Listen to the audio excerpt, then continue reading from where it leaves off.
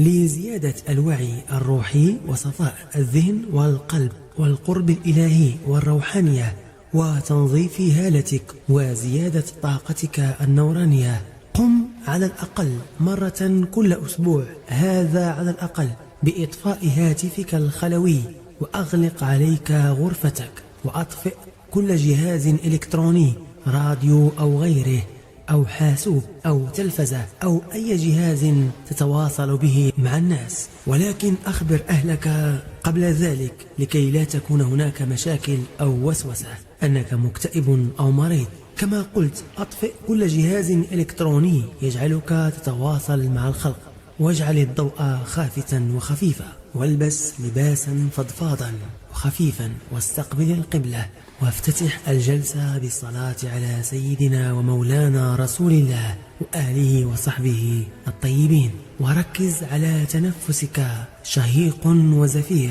ثم حاول أن تقوم بتمارين التنفس العميق، وهو موجود بالنت واليوتيوب لمن أراده، أي تمارين التنفس العميق. ثم أثناء هذا التنفس انسى العالم والبشر والجن وكل مخلوق، وحاول أن تطفئ عقلك من التفكير في الماضي والحاضر والمستقبل، وابقى مغمض العينين لنصف ساعة وأنت تسمع دقات قلبك، وتتخيل أمواج البحر في مدها وجزرها وتلاطمها مع الصخور وذهابها ومجيئها على الشاطئ، وأنت تتخيل أنه نفسك وتنفسك وليست مياه البحر، فأنت هو البحر. ويجب أن تتخيل أنك تغوص في بحرك لكي لا تسمع أصوات الأمواج، بل تغوص للداخل حيث الصمت والهدوء، ولا مكان لأحد إلا زرقة المياه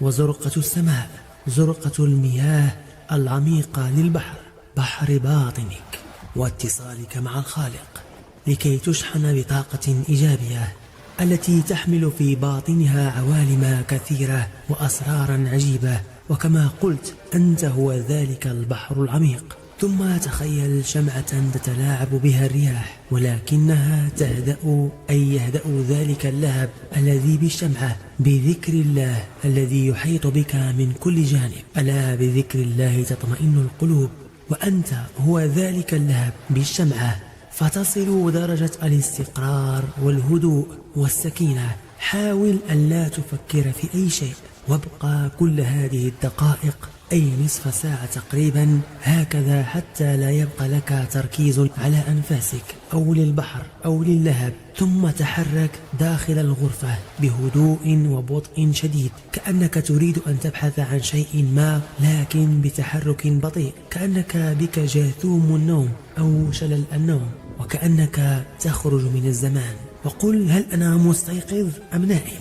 حاول أن تطرح السؤال على نفسك لكي يرتفع وعيك وتميز بين النوم واليقظة، فالحياة كلها نوم، واليقظة هي عند الموت. وحاول أن تقوم بأشياء خارقة مثل الطيران أو تحريك الأشياء عن بعد، فإن لم يحدث شيء في الغرفة فاعلم أنك مستيقظ.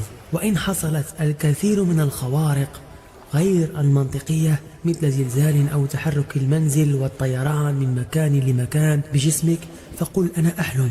وفعلا هو حلم، لأن الأغلبية من المخلوقات لا تحدث له مثل هذه الخوارق يقظة إلا نادرا بشكل ملفت ككرامات أو معجزات في عصرنا، وهذا لتميز بين الحلم واليقظة. ثم انظر ساعتك اليدوية أو الحائطية كم الوقت، ثم أغمض عينيك وافتحهما من جديد، فإن وجدت الوقت قد تحرك بسرعة غير منطقية لعقارب الساعة فقل: أنا أحلم. وإن بقي فقط كما هو أو تحرك بثانية أو ثانيتين فقل: أنا مستيقظ.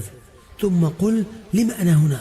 وما هو دوري بهذه الحياة؟ ولم أوجدني الرب القدير؟ ولكن لا تجيب، دع مرآة الكون تجيبك، دع قلبك يجيبك، استفت قلبك ولو أفتاك الناس. ثم طمن قلبك وقل في باطنك أو بكلام خافت وهمس: أنا بخير، وكل العالم يحبني، سماء وأرض ونجوم وقمر وكواكب وأنبياء ورسل وصالحون وملائكة وإنس وجن طيب، وأنا هنا لأصلح في الأرض وأنشر السلام وأستقبل المحبة الإلهية، وعقلي وجسمي وقلبي وشحمي وعظمي مستعدون بكل فرح وسرور لتلقي المحبة الإلهية والنور وللعطاء، لكي أستقبل الخير وأنشر البركة بالعالم وأرحم جميع المخلوقات. وأنا راض عنك يا رب، يا من صنعتني وأتقنت صنعي وخلقي وخلقي وأبدعت في صنعي. أنت يا رب قلت صنع الله الذي أتقن كل شيء، وأنا صنعك